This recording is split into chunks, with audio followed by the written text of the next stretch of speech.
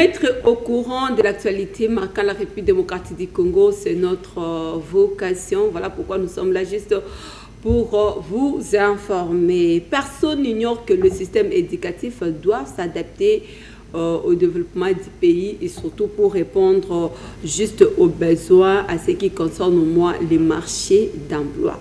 Est-ce que le système éducatif congolais répond-il aux besoins du marché d'emploi ou soit qu'est-ce qui prive en fait que le développement ne soit pas trop visible dans ces secteurs? Ce sont des questions posées.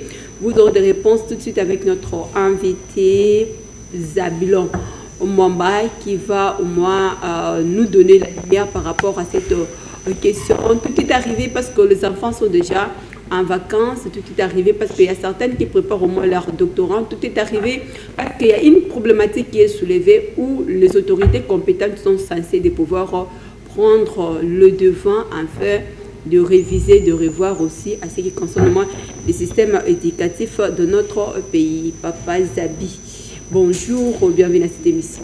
Bonjour Madame Elali, merci de m'avoir invité sur ce plateau. Vous allez bien, j'espère? Le Seigneur nous fait grâce, on tient le coup. Le climat de cette saison. Oui, vous savez, nous avions plus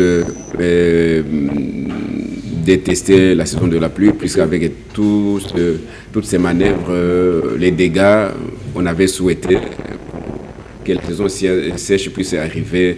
Et aujourd'hui, je crois que ça c'est l'homme, l'homme ne reste pas constamment satisfait. Aujourd'hui, le froid aussi nous dérange pas mal. Voilà, au départ c'était comme si c'était une observation que la saison était reportée, mais bel et bien on peut dire que la saison... Ah oui, on commence déjà à porter ses fruits. Hein. Voilà, on va au moins cette émission à ce qui concerne moi les dossiers judiciaires de l'ex-ancien ministre de la Justice et garde des Sceaux, Constant Mutamba, qui s'est présenté aujourd'hui. Dommage à retard, votre commentaire. Ah, ok. Vous savez, c'est un dossier qui est plus suivi, un procès qui est plus suivi. Les gens se donnent une image comme à l'époque où Vital Kamerhe a été poursuivi pour du détournement des frais alloués à la fabrication de maisons préfabriquées. Vous savez, ça a été vraiment un procès on peut dire du siècle où en RDC on attendait plus pour voir si réellement Kamerhe avait raison, où il a été indexé par rapport aux politiciens. C'est de même aussi pour Constant Mutamba. C'est que personne n'ignore qu'il est maintenant un politicien qui s'est distingué par sa façon de faire la chose. Mais maintenant, ce que les gens s'attendent, comment ça va se passer? Est-ce que c'est un complot de magistrats vis-à-vis de la politique mise par Constant Mutamba ou c'est vraiment une infraction? Il a été pris par ses propres pièges et qu'il se trouve devant la justice. Et l'avenir va nous dire qu'est-ce qui va se passer. Est-ce que ça sera un procès bidon, un procès triqué, et ça sera un procès où la vérité va éclater? Nous attendons. C'était juste prévu qu'il soit au moins en face de la justice aujourd'hui, mais dommage en est que quelques retards en fait causés. Ça poussait aux autorités de pouvoir au moins reporter en date du 23. Croyez-vous que c'est une excuse pour la population congolaise en agissant ainsi? Vous savez, la justice a ce principe, que ce soit lui, il est jusqu'à ce jour considéré comme un présumé innocent. Il doit aussi avoir des arguments avec le collectif de ses avocats pour se préparer. Si on trouve que les principes, tous les mécanismes, tous les éléments qui doivent aider pour que le procès soit équitable ne sont pas réunis, moi je pense que soit du côté de la justice, que soit du côté des partis de défenseresses, ils vont toujours établir et voir que non, voilà, nous, vous avez demandé ça, voilà les pièces que nous avons apportées, ou bien peut-être la formule que vous nous demandez, nous, les collectifs des avocats, nous trouvons que vous êtes allés plus vite, vous nous demandez trop, nous devons nous préparer. Et par rapport à tout ça, on regarde, si on trouve que les avocats ont demandé quelque chose dont la justice ne peut pas s'en passer, il accorde aussi ça. Que peut-on espérer en fait, de toutes les façons, parce que la messe n'a pas encore été dite, mais... Oui, une analyse vraie, est que les deux camps, il y a un camp qui va gagner, il y a un camp qui va perdre. C'est-à-dire, ils ne vont pas faire un match nul, non. Soit c'est Moutamba qui va gagner, s'il a des arguments, si il est vraiment innocent. Et surtout que le procès est annoncé, ça va se passer en direct. Et les gens vont suivre. Les gens qui vont suivre, ce ne seront pas toujours des profanes, mais il y a des experts qui sont dans la profession, qui vont se dire, voilà, justement, le déroulement, ça se passe normalement, et que Moutamba, s'il sera condamné, c'est par rapport à la justice, et qu'il ne pouvait pas présenter des arguments qui vont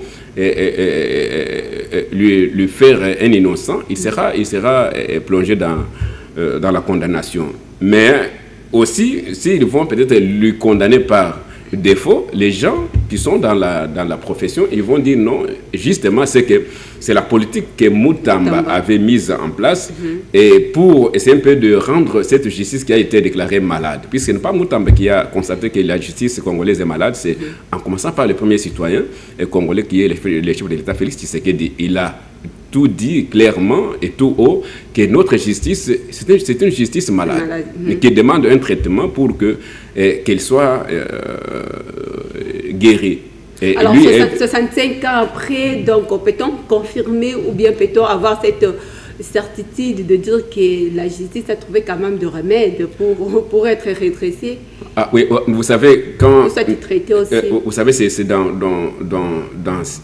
comme dans un quartier, dans une famille, dans une maison où il y avait peut-être le mal qui a pris une allure et tout est devenu normal. Mais quand vous venez avec une autre politique ou bien avec un autre système, avec un autre comportement, et ça ne va pas passer. Et ça va demander maintenant que vous restez constant, dynamique pour ramener tout le monde à la raison et que les gens puissent s'allier à votre politique. Et moi, je pense que si c'est que Moutamba a posé comme pierre pour refonder la justice, même si lui sera arrêté, moi je pense que les notions, la politique qu'il a mise en place, l'autre personne peut prendre. Il y a le vice-ministre qui assume maintenant l'intérim, c'est aussi un juriste.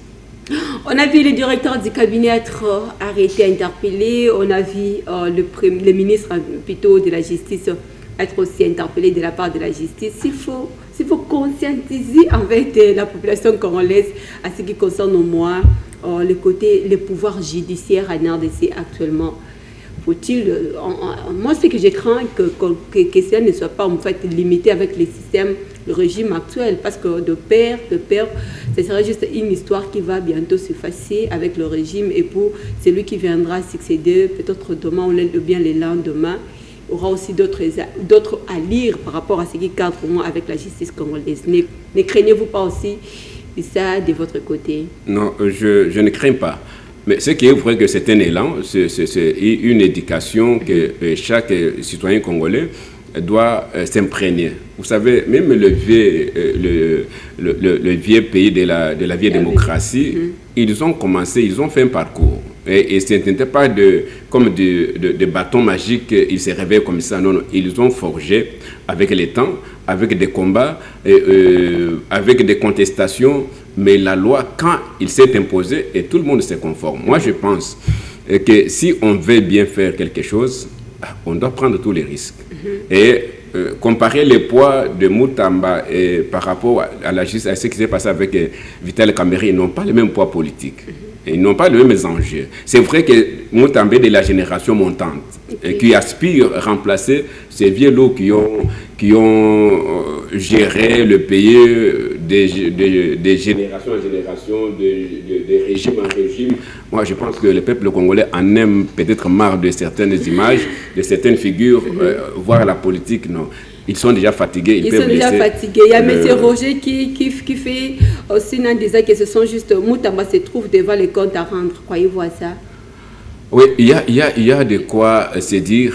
Est-ce que c'est vrai? Tous ces magistrats ont formé un bloc pour combattre Moutamba. Il y a une question où on doit se poser. Est-ce que c'est le système en place? Puisque vous savez, même la corruption, ça a été un système.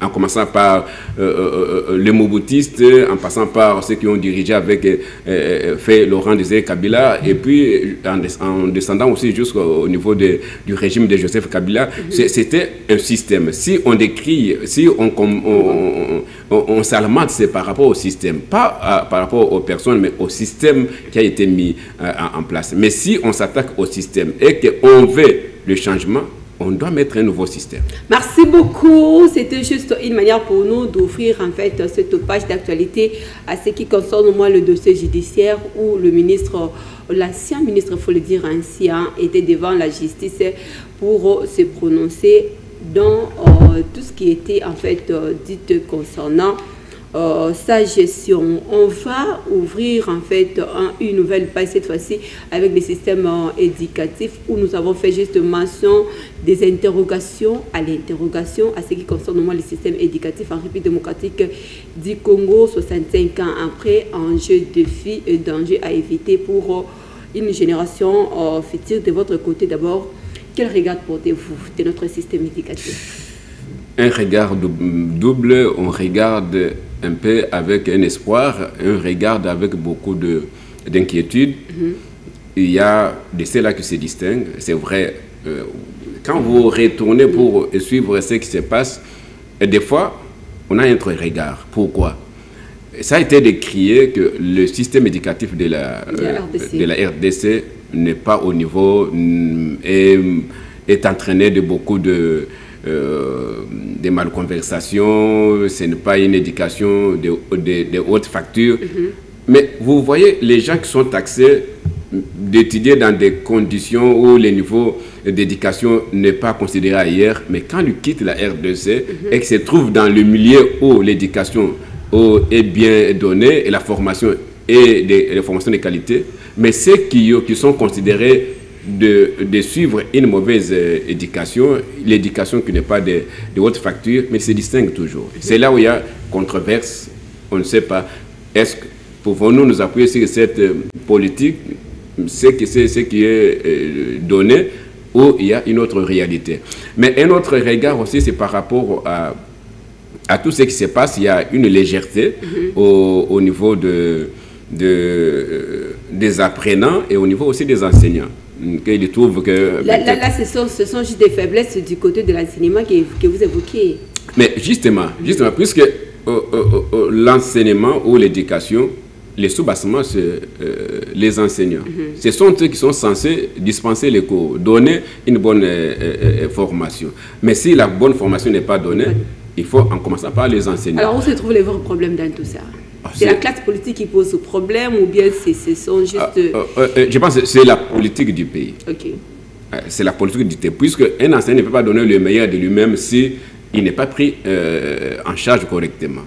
Imaginez-vous qu'il est parent et il est là, peut-être il n'est pas encore payé. Il se trouve devant des problèmes où il doit faire face, des situations où il doit faire face. Il va faire quoi? Aujourd'hui, avec l'arrivée de la gratuité, si vous évoquez... Oui, la gratuité, c'est quelque chose qu'on doit encourager. Mais il ne doit pas être un slogan, mais il doit être accompagné par des actions, et des actions concrètes et crédibles et qui va valoriser aussi cette gratuité de l'enseignement. Et si ça reste comme ça, puisqu'il y a la gratuité qui a été promulguée, qui a été... déclaré par le chef de l'État, et sans action, sans acte qui doit accompagner cette gratuité, mais ça reste quelque chose où et tout le monde, demain, ils vont ne pas envoyer leurs enfants dans des écoles publiques, puisqu'ils vont se dire qu'il n'y a pas une bonne formation. Alors, faut-il faire encore la révision? S'il faut parler de la révision, il faut parler au moins, évoquer les problèmes de réforme, en fait, à ce qui concerne, moi, le système éducatif congolais. Croyez-vous qu'il est temps a enfin sonné pour parler de ça? Vous savez, on ne peut pas arriver au vrai développement sans une réforme valable et une réforme profonde. Vous savez, aujourd'hui, nous venons d'évoquer le problème de la justice. C'est parce que Moutamba a misé sa politique sur la réforme de la justice. Et aujourd'hui, regardez même ce qui se passe. Même les conflits, les guerres qui nous sont imposées. Mais si ailleurs, il y a la politique du développement liée à l'éducation. Mais pourquoi ne pas adapter notre système éducatif par rapport aux enjeux, par rapport aux ambitions que notre pays? Et aujourd'hui, faut-il le faire adapter par rapport aux ambitions, aux enjeux du pays ou bien à se référer aussi de l'extérieur? Bon. Apparemment, je crains aussi, je sais qu'il y a un message qui est là où on nous parle de système de copier-coller. La RDC n'a pas un système mis en place proprement dit de lui-même. Il fait que copier. Oui, c'est vrai. Notre téléspectateur qui a réagi, il a raison. Mais il n'y a rien de nouveau. Il n'y a rien de nouveau. Tout ce que l'homme fait, il y a des innovations, oui, c'est vrai, en s'inspirant déjà de ce qui existe. Mais quand est-ce qu'on va parler de nos propres histoires? Je me rappelle, le Patrice Emery Lumumba l'avait dit, il faut que l'histoire de la République démocratique du Congo soit écrite par nous-mêmes. Oui, soit écrite par nous-mêmes, mais il faudrait aussi, en se servant de ce qui s'est passé. Là, si vous voyez que non, l'histoire qui a été écrite n'est pas écrite par les Congolais, et pour les Congolais, c'est à ce moment-là que vous allez vous rendre compte, non, les Européens, les Occidentaux ont écrit l'histoire qui ont donné la faveur à leur intelligence, à leurs compétences, en détruisant les compétences congolaises. Vous voyez. Mais on ne peut pas vous réveiller comme ça sans un sous-bassement. Vous allez faire quoi? C'est-à-dire tout doit partir d'un sous-bassement et vous corrigez et vous innovez. S'il n'y a pas un sous-bassement, c'est-à-dire vous êtes dans l'abstrait, vous n'allez rien faire. Hier, on avait le système PDM, aujourd'hui nous avons le système LMD. Que sentez-vous comme changement dans tout ça? Vous savez, c'est comme notre ami qui vient de réagir, copier-coller. Mais c'était un bon système qui permet de ne plus tourner, de ne plus trop embrasser. Non, c'est pour une orientation. Vous voulez faire quelque chose, on vous donne la possibilité de vous focaliser sur ce qui est spécial pour vous. Vous voyez. Et ça vous aide maintenant de bien évoluer. Vous savez, ailleurs, et quand on fait ça, il y a toutes les conditions réunies et qui facilitent que le système LMD puisse évoluer. Mais ici, vous savez, quand ça a commencé, mais il y a, jusqu'à ce jour, il y a des ceux-là qui disent non, il faut revenir à la case du départ. Puisqu'avec le système ici, ça ne s'en donne pas. Ça ne donne pas. Vous voyez. Il y a des ceux qui disent non, ça facilite. Oui, ça facilite. Mais dans les contenus, on trouve qu'il y a des blabla. Il y a quoi faire. Parce que tout n'était pas préparé juste au départ. Ça oui, mais c'est ça aussi le problème. Il ne faudrait pas seulement dicter, des données, des lancers et vous vous limitez à cela. Non, il faut d'abord faire une étude de faisabilité. Vous étudiez avec vos experts, puisque nous savons que chaque cabinet ministériel, il y a des experts. Ils réunissent tous les éléments, ils jugent, voir est-ce qu'il faudrait-il maintenant lancer. Et si nous lançons, quelles sont les conséquences? Les conséquences seront positives ou négatives. Si maintenant, nous voyons que si nous lançons maintenant, nous n'allons pas récolter un bon résultat, pourquoi les lancer maintenant? Il faut attendre, réunir tous les moyens et au moment opportun, nous pouvons lancer. Et là, nous allons nous attendre à un bon résultat. Je vais prendre au moins quelques réactions de ceux-là qui nous suivent. Comment peut-on développer les systèmes éducatifs de la République démocratique du Congo? Madame Thérèse depuis Petro Congo. On peut les développer par la politique qui sera mise. Prenons un exemple. Nous nous trouvons tout le temps agressés par le Rwanda. Mais comment, pour faire maintenant face aux voisins rwandais et sans recourir aux Américains et consorts, nous avons des génies. Nous avons toute une faculté polytechnique. Donc, même la crise sécuritaire aussi dans la partie de la République démocratique du Congo, ça devient un bloc pour les systèmes éducatifs. Madame Elali, vous ne pouvez pas vous développer si vous n'êtes pas sécurisé. Nous ne pouvons pas rêver que le Congo peut se développer et devenir un pays émergent. Mais c'est juste un coin du pays, ce n'est pas en fait toute l'étendue de la République. Madame, c'est juste un coin. Et vous savez, les frais qui sont alloués pour la guerre, l'équipement de la guerre coûte énormément cher. Vous comprenez? Mais imaginez-vous pendant toutes ces années ici, et tous les régimes, les trois régimes, commençant même par Mobutu, Mouzé Kabila et Kabila fils et maintenant Félix Tshisekedi. Imaginez-vous que si, plus de 30 ans, on n'avait pas la guerre de l'Est, et tous les millions, et tous les milliards qu'on a affectés à la guerre de l'Est, ça pouvait servir d'autres coins du pays pour son développement. Vous voyez.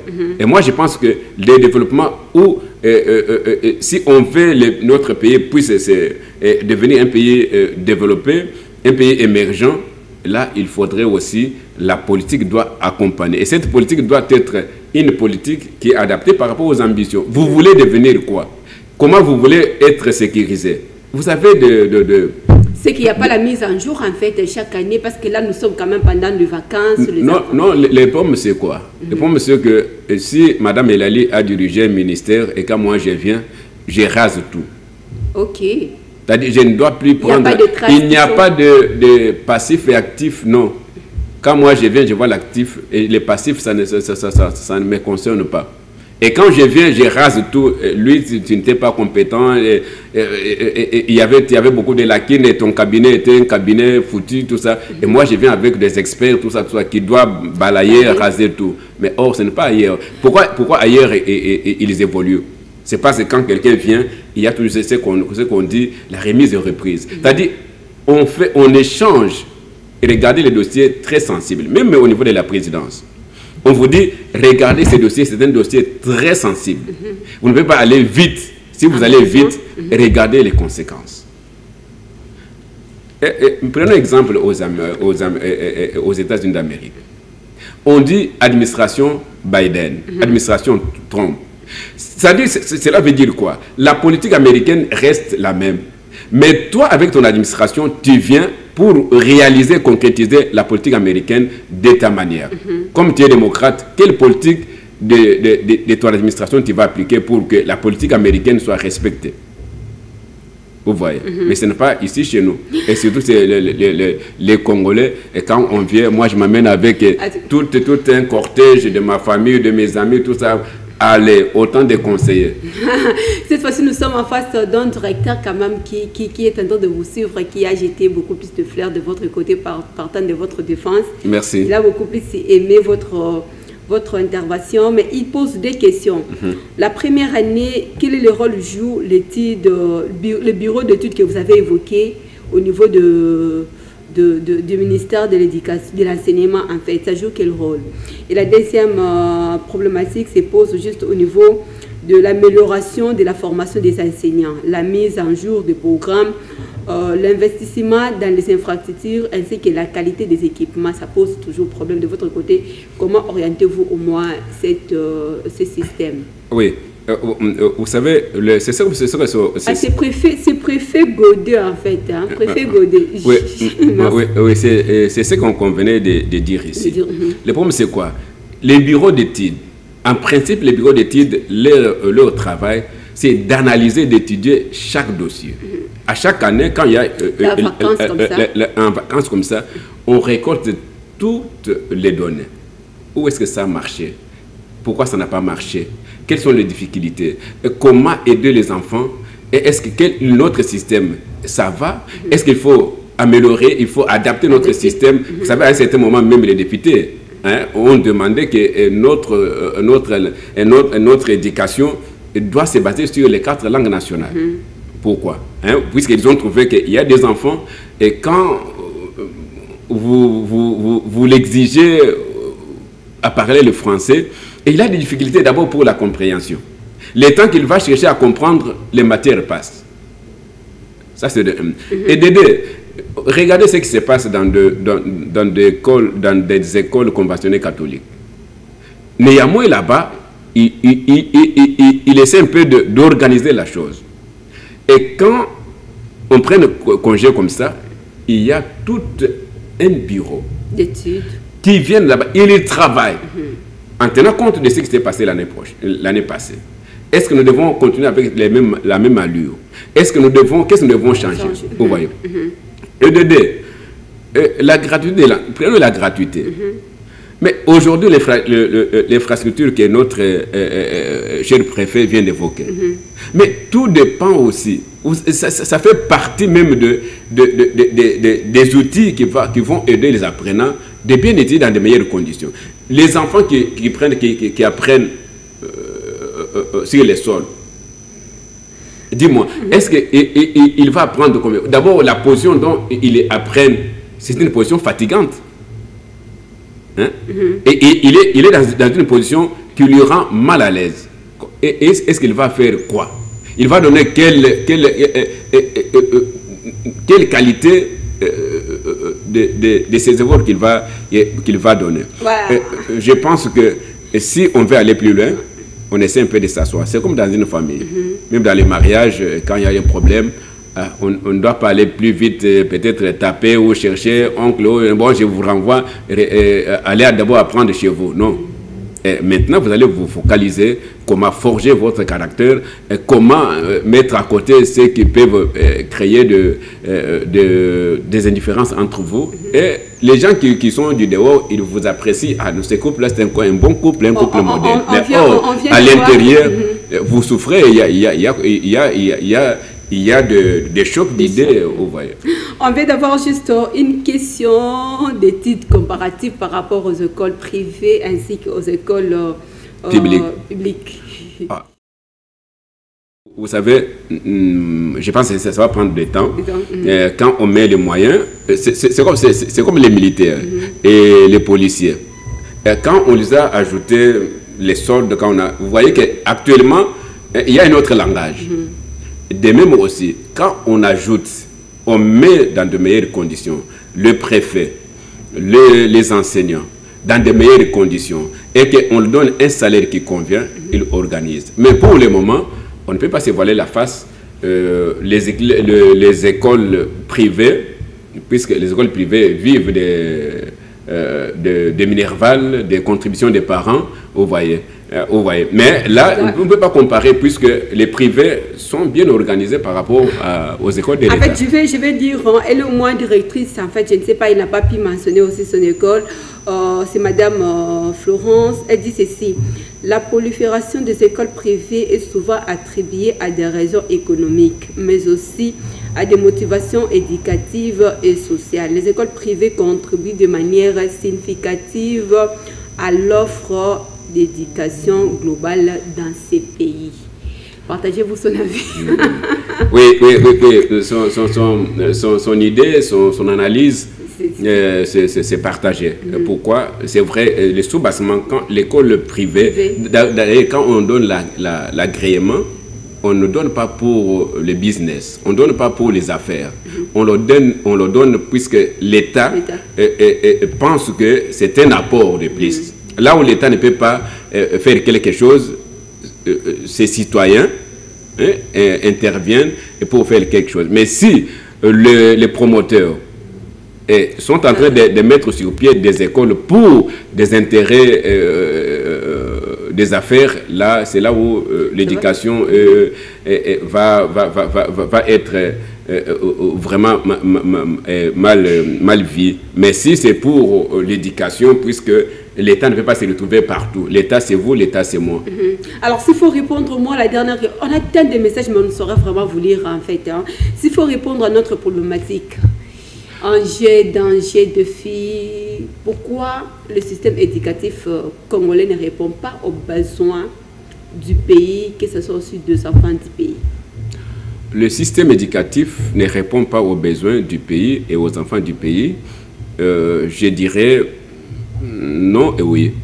Non, pourquoi? Puisque tout doit être dicté par la politique qui est le gouvernement congolais.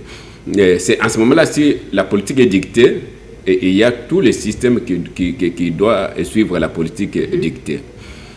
Et entre-temps aussi, quoi qu'il y a de tout ce que nous vivons, Mais n'oubliez pas aussi qu'il y a des efforts qui sont fournis par des individus aussi. Il y a des étudiants qui sont en train de se distinguer. Vous voyez, il y a des initiatives dans notre pays qui donnent l'espoir que demain, avec l'énergie des jeunes, avec l'énergie d'une classe montante, avec l'énergie de tous ceux qui aspirent au changement dans ce pays, il doit être accompagné. On a besoin de techniciens et non de bureaucrates. C'est aussi une réaction où se trouvent au moins les faiblesses aussi de nos systèmes éducatifs de votre côté. S'il faut, ça peut être aussi l'un des défis au moins à pouvoir évoquer, comme Mme Florence vient de réécrire. Il a dit quoi?